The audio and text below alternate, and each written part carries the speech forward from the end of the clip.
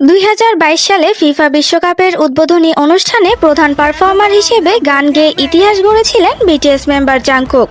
তিনি ছিলেন ফিফার মঞ্চে পারফর্ম করা প্রথম কে-পপ একক শিল্পী। আর এবার 2026 ফিফা বিশ্বকাপে আবারও নতুন এক রেকর্ড গড়তে যাচ্ছে বিটিএস।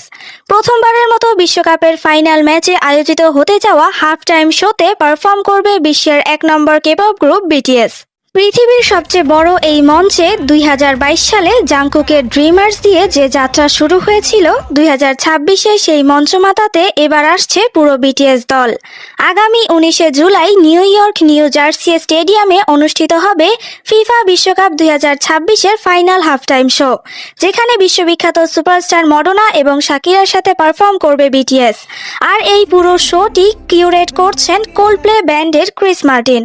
ফিফা বিশ্বকাপের ইতিহাসে এবারই প্রথমবারের মতো কোনো হাফ টাইম শো আয়োজিত হচ্ছে, যার মূল উদ্দেশ্য হলো ফিফা গ্লোবাল সিটিজেন এডুকেশন ফান্ডকে সহায়তা করা। এর আগেও লাভ ইয়োরসেলফ কনসার্টের মাধ্যমে ইউনিসেফের ফান্ড সংগ্রহে বড় ভূমিকা রেখেছিল বিটিএস। এবারের এই বিশেষ উদ্যোগের লক্ষ্য হলো বিশ্বের শিশুদের মানসম্মত শিক্ষা ও ফুটবলের সুযোগ বাড়াতে 100 মিলিয়ন মার্কিন ডলার সংগ্রহ করা। পুরো টুর্নামেন্ট জুড়ে 2026 বিশ্বকাপের প্রতিটি ম্যাচের টিকিট বিক্রি থেকে 1 মার্কিন ডলার করে এই ফান্ডে দান করা হবে। বিটিএস সবসময়ই এমন মহৎ উদ্যোগে সামনের সারিতে থাকে। আমি আমার বাংটান বয়েজদের জন্য সত্যিই গর্বিত।